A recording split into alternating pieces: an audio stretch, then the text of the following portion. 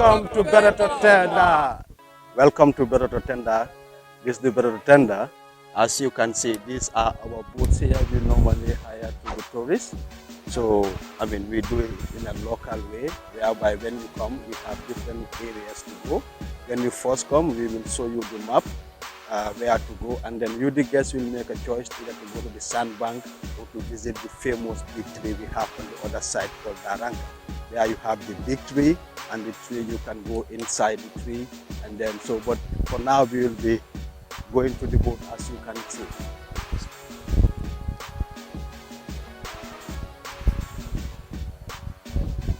These are our local products here, as you can see. We have almost 22 to 24 boats out here. Here you have almost something youths here who are trying to make living arts from here. Initially, as you can see, these boats carry tourists, but for now, we all know the COVID.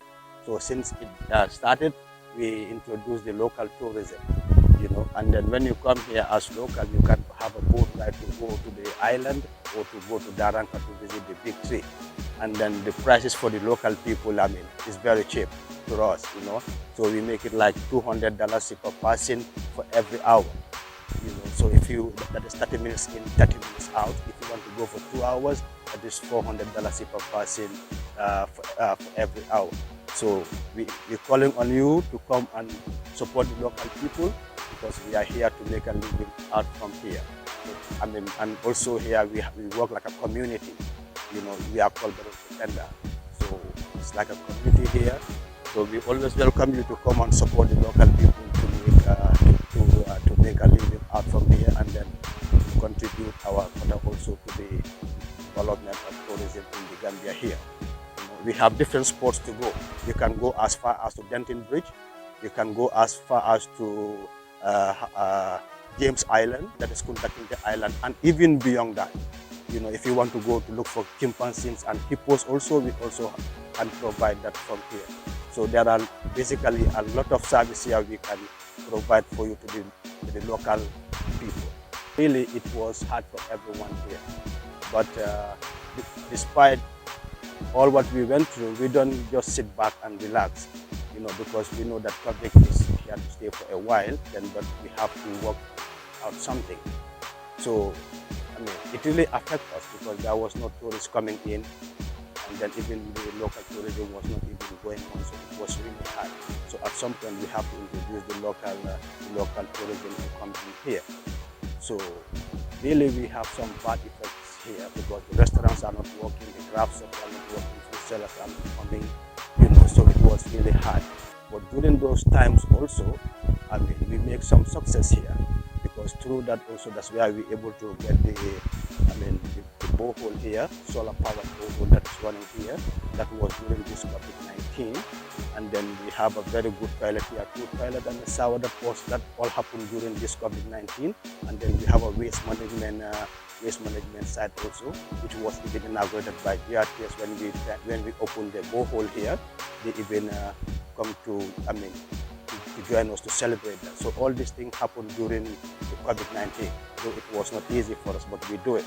So, but we have our main challenges now.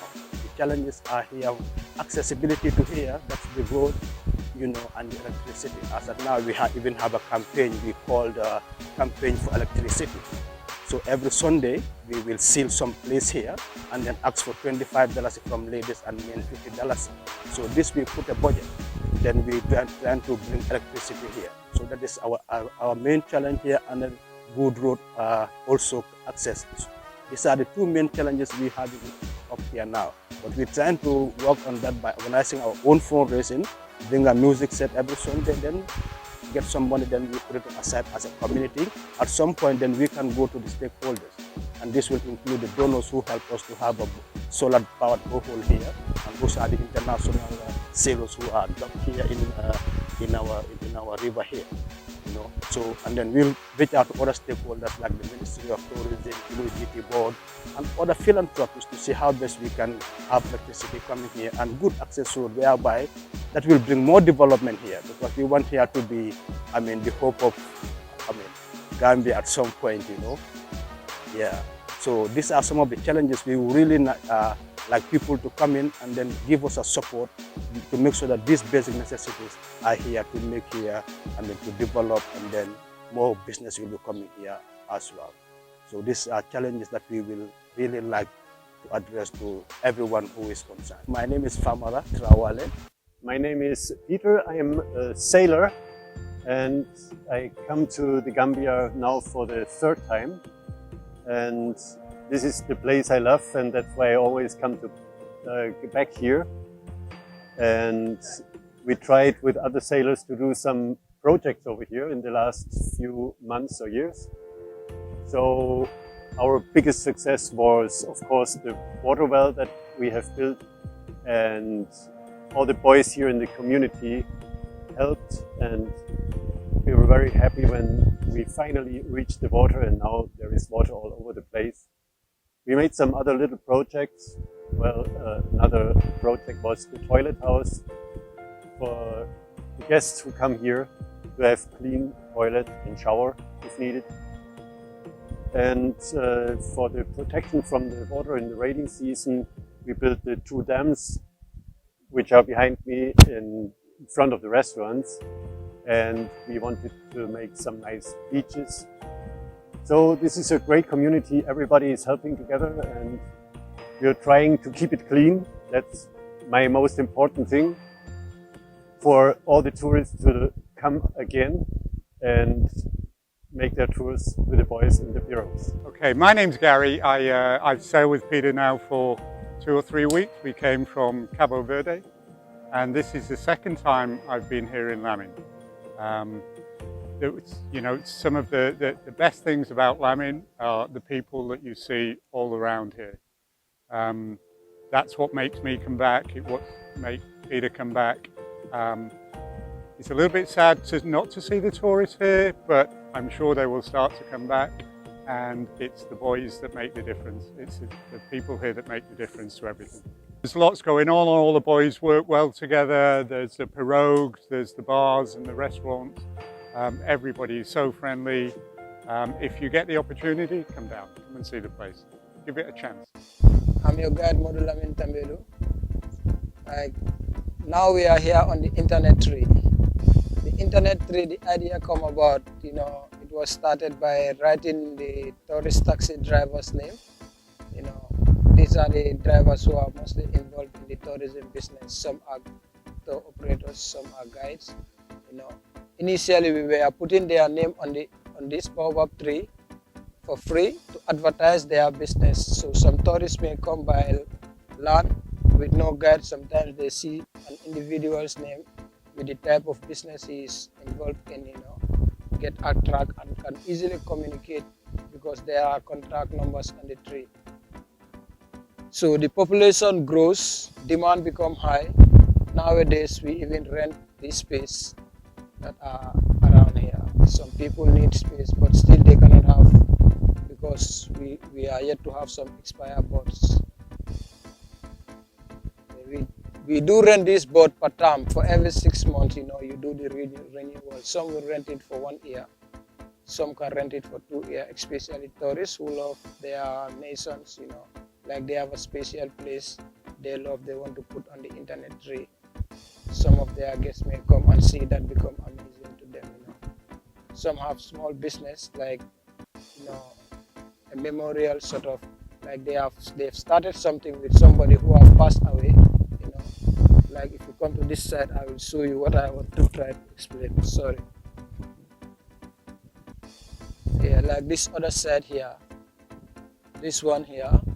She's a lady who ran this, She's also, an European, African anyway. But she loves what she is doing. This is the image of her son, rather. She normally do boxing, different from the tourism business we have here. But she want the name of the son to be put on the tree. The sister who she came first with for the holidays, she put the name next after when she was also late, So for her, it is like a memorial. Anytime she come here, she will be seeing this.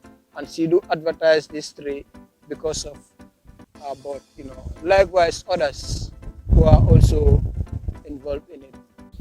So once again, you're welcome to the local oyster farm. And this factory here, like we have no machines or electricity like all the process. We do it by hands. And these oysters are from the river. These are million cells of oysters, but the collection is done by the ladies. Like in the Gambia, like oyster collection is done by the ladies, but it's associated with certain tribes. Like the Jolas and the Korondinka ladies normally collect oysters in the Gambia. During low tide, they go with their dugout canoes, they go with their cutlass, and they will cover their hands because when it's new, the edges are very sharp like a razor blade. So what they normally do, they try to chop the oysters to separate them with the roots. In 6 hours, they pick like 3 or 4 baskets, and when they bring it down in the factory here, like the oysters, we don't eat them raw. So what we normally do, we try to steam them or to boil them for 10-20 minutes, and later they will sit like a family to separate the food from the shells. And the big ones are more expensive and the small ones are much more cheaper because they separate the big ones and the small ones. But also like the interested part, like the shells, we don't throw them away. So what we normally do, we try to pack them into heaps. We dry them for a couple of years and later we gather them together, we burn them down into powder. But the process like take 48 hours, then everything will turn to the white powder. So this is the white powder. And this white powder here, is very useful. This white powder, if you mix it with salt water, you have local paint called whitewash. So all the white paint around is from the oyster farms. And also this white powder, if you mix it with sand, you apply some water, you ferment it for 1 week, like you have 35% quality of cement.